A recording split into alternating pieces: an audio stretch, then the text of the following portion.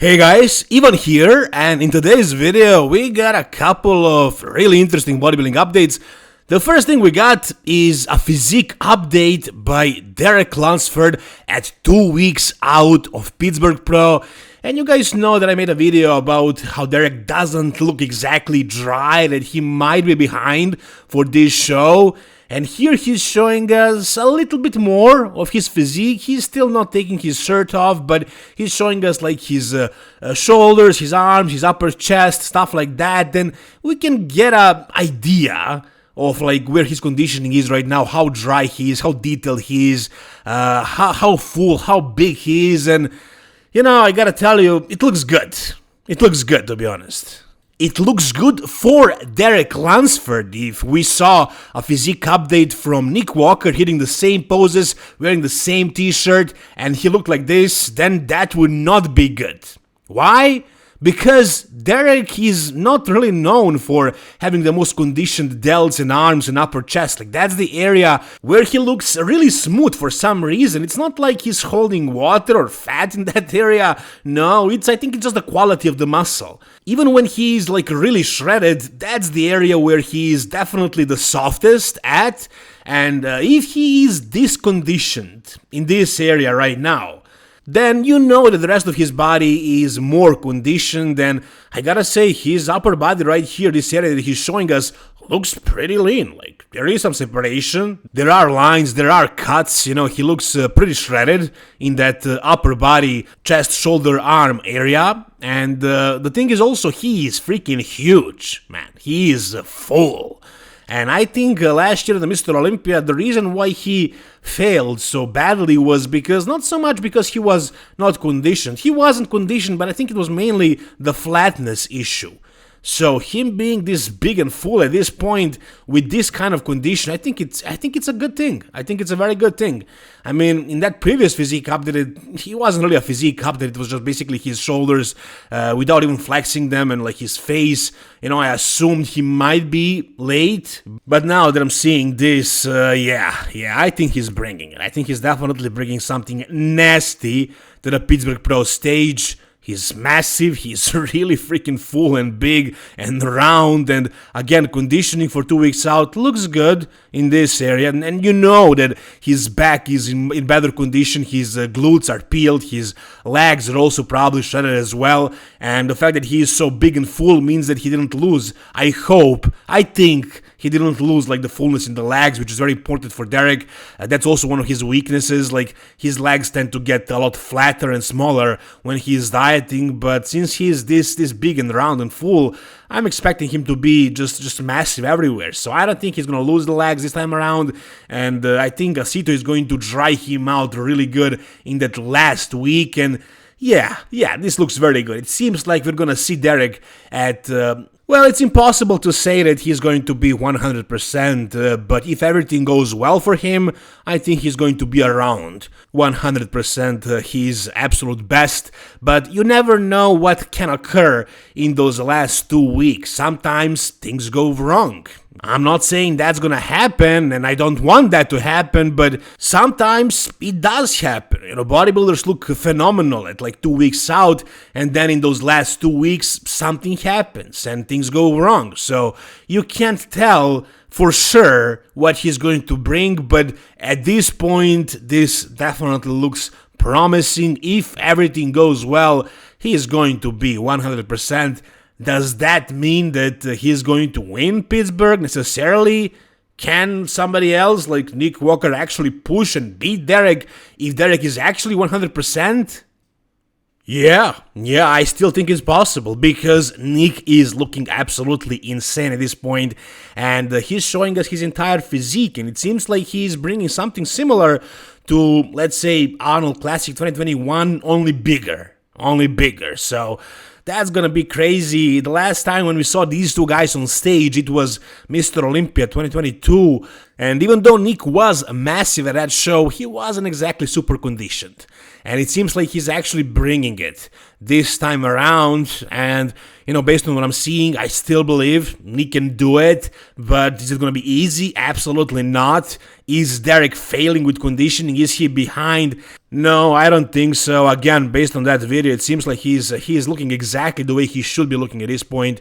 He is not losing any size. He's really big and full. There is a slight possibility that he won't be able to peak again because he peaked recently at Arnold, and Nick is fresh. So maybe Nick has an advantage at this point, but it's gonna be tough, man. It's gonna be really tough. If you guys didn't watch, go ahead and watch my video where I try to analyze these two guys in all the poses. You'll see what I think exactly, but it's impossible to tell at this point. It's impossible to tell.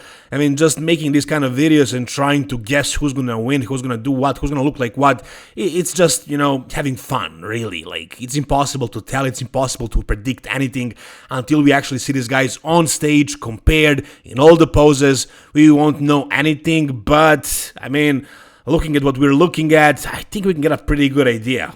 Both of these guys seems to be bringing it, especially Nick. Nick is bringing something crazy, but Derek, he is not behind. He's doing exactly what he needs to do. He's staying big and full, conditioning is also looking very good, and let's just wait to see what he looks like once he's actually done the whole peak week protocol with Aceto. I think he's going to look absolutely nuts as well.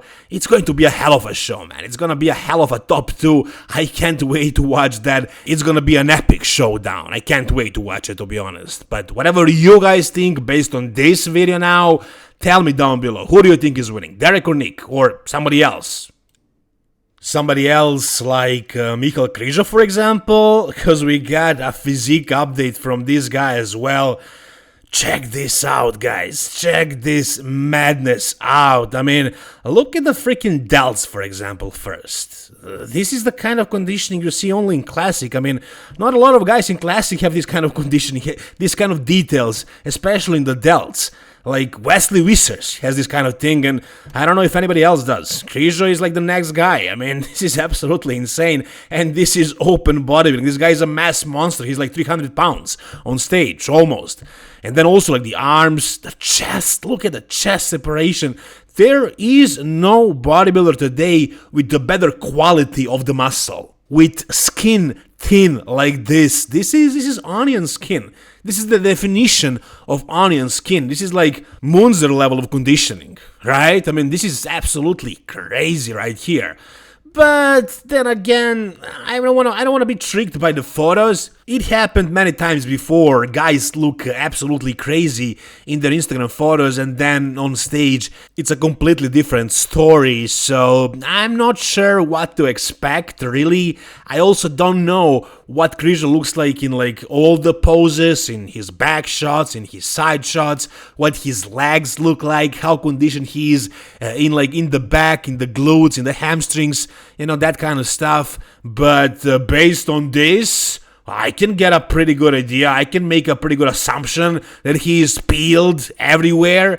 Again, I don't know how his posing is gonna look. I don't know how good his legs look like. I mean, I don't know if he improved like his glutes or his back, stuff like that.